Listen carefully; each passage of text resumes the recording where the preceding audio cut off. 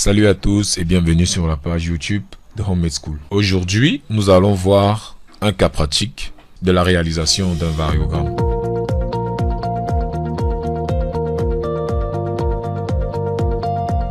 Nous utiliserons ici le jeu de données que nous avons eu dans l'introduction. Alors, avec ce jeu de données, nous avons un ensemble de points. Nous cherchons à gérer le modèle numérique de terrain, ou du moins nous cherchons à étudier la corrélation, puisque nous étudions le variogramme. Maintenant, nous avons ici le point x1, à qui nous avons affecté une altitude de 12. Ça peut être 12 mètres. Nous avons le point x2 qui a la même altitude, le point x3 13, le point x5 12,5, le point x10 14, le point x9, etc., etc. Déjà, vous remarquez que les altitudes ne sont pas trop différentes. C'est assez normal vu que nous sommes sur le même domaine. Et c'est aussi une méthode localisée. Ça veut dire que nous voulons générer un MNT. C'est vrai, ils n'ont pas tous forcément la même altitude. Mais si nous prenons sur un petit domaine des valeurs, nous allons remarquer qu'elles ont tendance à être proches, mais pas toujours égales, même pas du tout égales. Ok. Donc, ce que nous avons besoin de savoir, en premier lieu, c'est les coordonnées, parce que nous utilisons la distance. Donc, dans ce cas, nous n'avons pas accès aux coordonnées. Donc, ce que nous allons vous fournir comme données, c'est ce qu'on appelle la matrice des distances. Alors, la matrice des distances, c'est une matrice n fois n, où n représente le nombre de données que nous avons. Donc, dans ce cas, nous avons 11 données. Il s'agira donc d'une matrice de taille 11 fois 11. Alors, cette matrice nous aide en quoi? Pour chaque correspondance entre points, elle nous donne la distance associée. Par exemple, ici, j'ai 1, 1. Ça veut dire la distance du point 1 au point 1. Bien sûr, c'est 0 puisque nous n'avons pas bougé. Et maintenant, nous passons du point 1 au point... Nous passons du point 1 au point 6 et nous tombons à 71. Ça veut dire que si nous prenons le point 1 ici et le point 6 qui est là, la distance, en fait, c'est 71 mètres, par exemple. Donc, c'est à ça que nous sert cette matrice de distance. Donc, nous avons deux cas de figure. Si nous avions les coordonnées x, y, nous pourrons facilement générer cette matrice de distance puisqu'il nous suffirait de faire la formule de la distance qui est la racine carrée de la différence de x plus au carré plus la différence de y au carré. Et nous pourrions facilement gérer cette matrice de distance. Nous allons donc suivre les étapes pour réaliser un variogramme. Première des choses, nous allons choisir H0 et delta H. Donc, avant de parler de H0 et delta H, nous allons faire un petit avancement parce que nous allons parler de la formule. Alors, ce qu'il faut savoir, c'est quoi? La formule, comme nous avons dit, c'est une variante de H. Donc, gamma de H qui est égal à 1 sur 2n H, somme des IJ appartenant à n de H, des z de x et y moins z de x et y. Donc, H, c'est un pas. Nous allons expliquer ça devant. Mais la première étape consiste à choisir H0 et delta H. H0, c'est la valeur de base du pas. Et delta H sera un peu comme la variation du pas jusqu'à atteindre le max. Donc, pour choisir,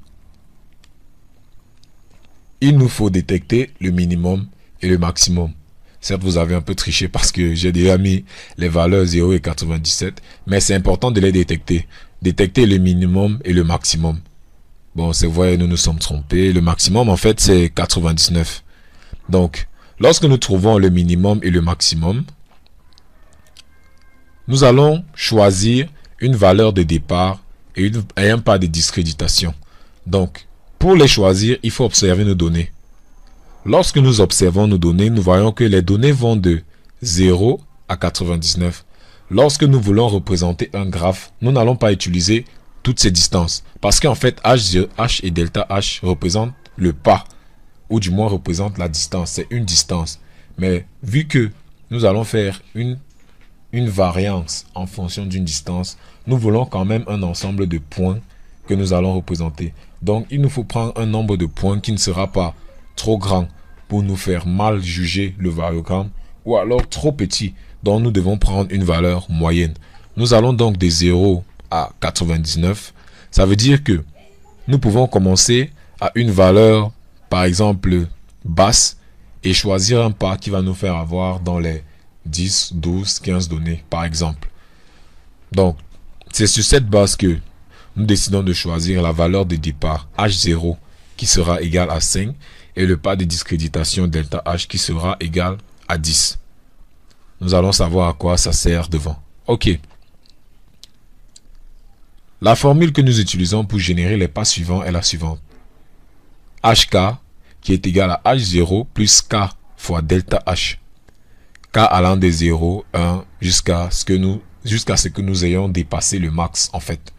Donc, ça signifie quoi? Nous avons H de K qui est égal à H0 plus K delta H. Nous allons faire varier le K pour détecter les valeurs, pour générer les valeurs qui vont suivre. Alors, nous savons que notre H0 vaut 5. Notre delta H vaut 10. Nous commençons. K égale à 0, ça va faire H de K qui est égal à 5 plus 0 fois 10 qui donne 5. K égale à 1, ça va faire 5 plus 1 fois 10 qui fait 15. K égale à 2, ainsi de suite. Nous remarquons que lorsque nous arrivons à 95, si nous prenons une valeur qui va suivre, alors nous allons dépasser le max. Donc nous prenons la dernière valeur qui est inférieure ou égale au max de distance. La prochaine étape maintenant consiste au calcul des gamma de H. Ok. Nous savons que là, ça devient un peu abstrait, alors nous allons revenir. Donc, nous avons la formule de gamma de H.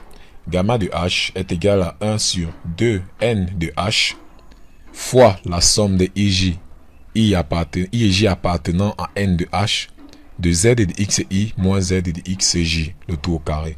Nous allons expliquer ce que ça veut dire. Alors, n de H, c'est le nombre de couples dont la distance euclidienne est comprise dans l'intervalle. Nous allons vous parler de l'intervalle plus tard, mais n de H, en fait, c'est un nombre entier qui représente un certain nombre de couples qui est dans un certain intervalle. Par exemple, disons que nous avons l'intervalle de la distance 0 et 10. Nous allons partir dans notre matrice de distance, compter le nombre de fois que nous trouvons une distance qui est dans cet intervalle 0, 10, et nous allons retourner le nombre en question. Ça veut dire que 2n de h, ça va faire 2 fois le nombre de fois que nous aurons une telle distance. S'il s'agit peut-être de 11, nous avons 2 fois 11. Ok. X de i et x de j, en fait, ce sont les points sur lesquels l'observation a été faite. Si vous remarquez bien, lorsque nous prenons les jeux de données de départ, ici, nous avons x de 1, x de 2. En fait, il s'agit de ces points-là. X de i, x de j. Donc, si nous avons peut-être x de i 1, x de j 2. C'est un peu ça. Il s'agit en fait du point sur lequel nous avons effectué l'observation. Donc, nous continuons. Z de xi, en fait, il s'agit de la valeur extraite sur le point xj, c'est-à-dire l'attribut que nous souhaitons interpoler, ou du moins l'attribut qui nous a été donné pour interpolation. Dans ce cas, nous parlons de l'altitude. Ça veut dire que nous avons Z de xi, qui est en fait l'altitude associée au point xi. Dans le cas de l'exercice, nous avons ici Z de x1 qui est 12 en fait, l'altitude du point x1 qui est égal à 12. Je pense que nous avons fait le tour des éléments de la formule, donc il n'est plus vraiment très difficile à comprendre. Donc nous savons que nous avons 1 sur 2 fois le nombre de paires, ou du moins le nombre de paires dont la distance est comprise dans un intervalle. I et J, en fait, qui seront les indices des points, des couples concernés par cette distance comprise dans l'intervalle, et Z de xi moins Z de xj qui est simplement la différence des valeurs associées au point i et au point xi et au point xj. Ok. Nous commençons donc l'analyse. Pour k égale à 0, nous avons h qui est égal à h0 qui est égal à 5. Car en effet, souvenez-vous, si nous revenons en arrière, nous avions dit que h de k était égal à h de 0 plus k delta h. Donc pour k égale à 0, nous annulons le terme ici et nous tombions sur hk égale à h0. Donc nous n'allons plus revenir dessus. Delta h qui est égal à 10, il s'agit d'une valeur que nous avons fixée. L'intervalle sera donc calculé. La borne inférieure sera représentée par h moins delta h divisé par 2, c'est-à-dire h qui vaut 5 moins delta h qui vaut 10 divisé par 2, 5. 5 moins 5, 0.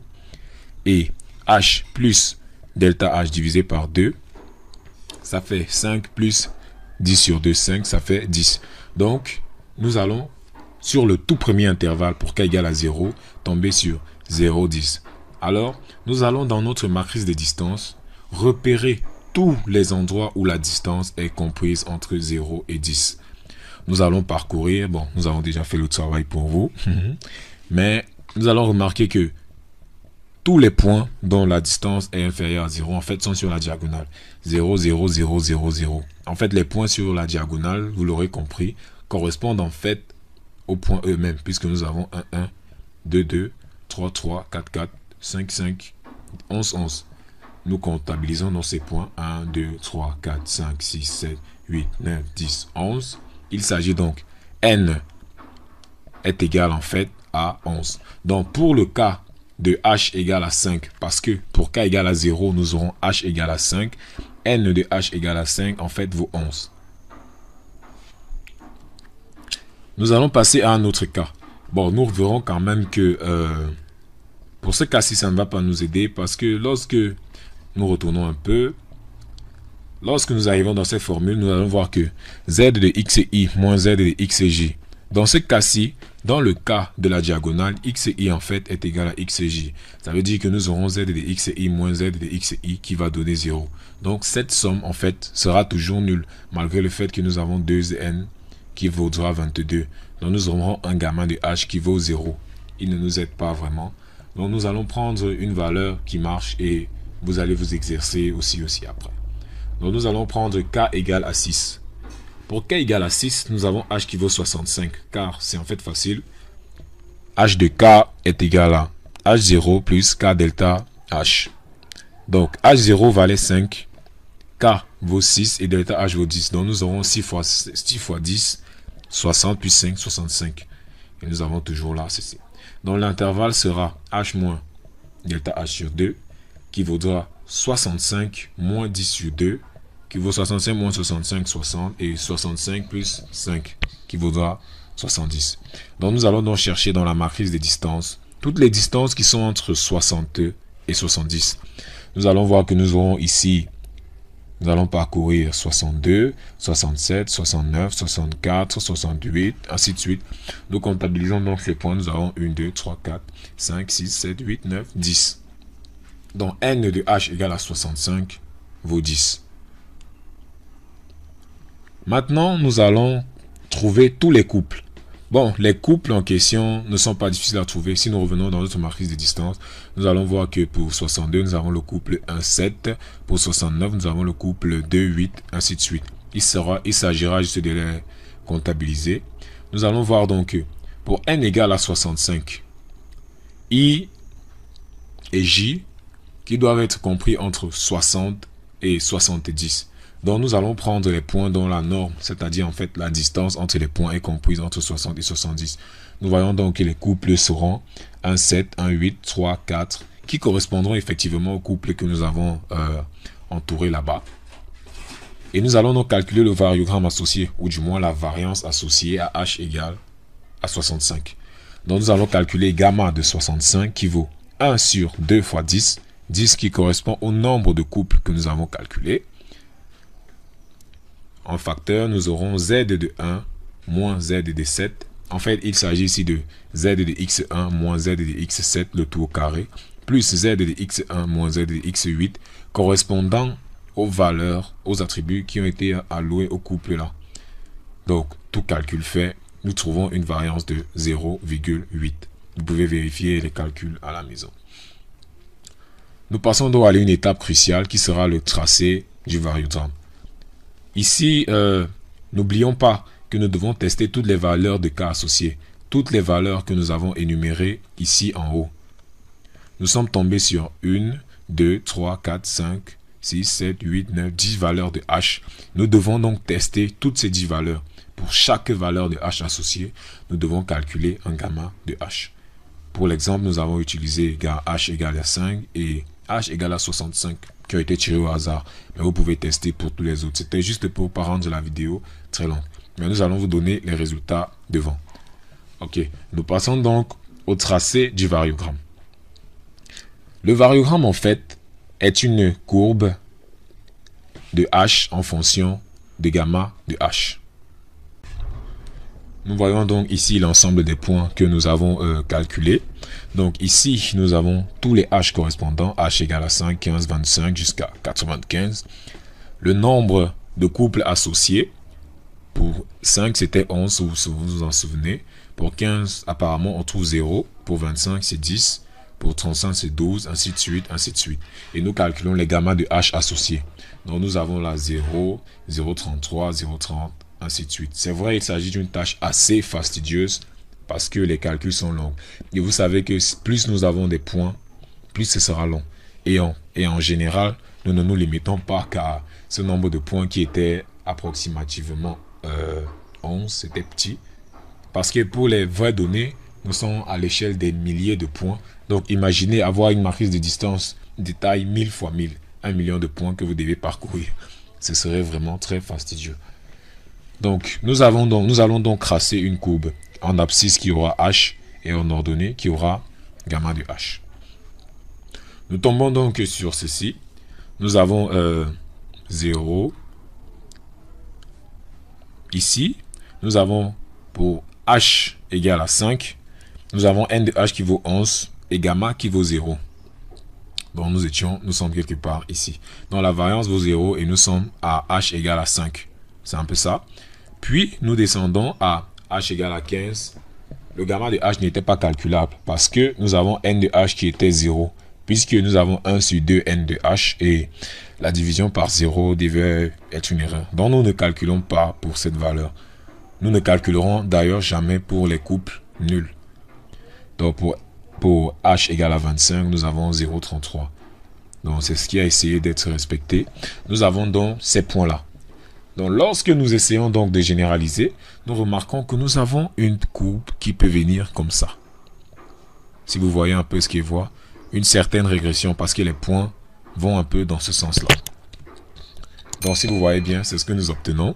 Nous avons là une régression qui est assez axée sur cette direction qui représente bien sûr le modèle que nous avons vu précédemment, qui est un modèle puissance, ou du moins un modèle de variogramme puissance. Maintenant, nous utiliserons dans ce modèle que nous avons identifié dans l'interpolation par figeage. Nous arrivons donc au terme de cette partie sur l'aspect théorique du variogramme. Nous avons parlé du variogramme. Nous avons fait un cas pratique.